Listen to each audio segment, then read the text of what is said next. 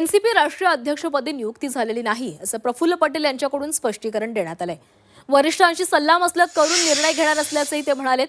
प्रफुल्ल पटेल यांच्याकडून ट्विट करत हे स्पष्टीकरण देण्यात आलंय।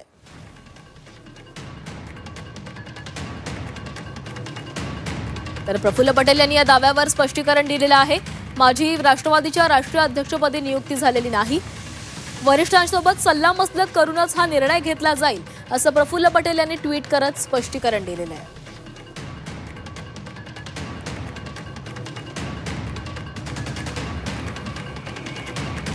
राष्ट्रवादीच्या राष्ट्रीय अध्यक्षपदी प्रफुल्ल पटेल यांची नियुक्ती झालेली आहे असा दावा पियुष गोयल यांनी केलेला होता आणि त्याच संदर्भात प्रफुल्ल पटेल यांनी आता ट्विट करत स्पष्टीकरण दिलेलं आहे। पाहूया ते काय म्हणतात।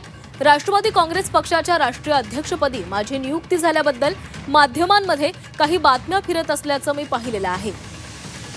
मी स्पष्टपणे सांगू इच्छितो की हे अहवाल पूर्णपणे निराधार आहेत आणि यामध्ये कोणतंही तथ्य नाही।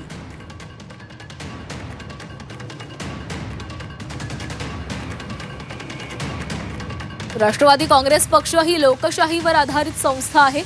या मोठ्या प्रमाणात निर्णय केवळ आमच्या वरिष्ठ नेतृत्व आणि आमदारांशी सल्लामसलत करून, आमच्या समर्पित पक्ष पदाधिकाऱ्यांशी संवाद साधून आणि आमच्या सर्व पक्ष सदस्यांच्या भावना आणि सामूहिक इच्छेचा आदर करून घेतला जाईल।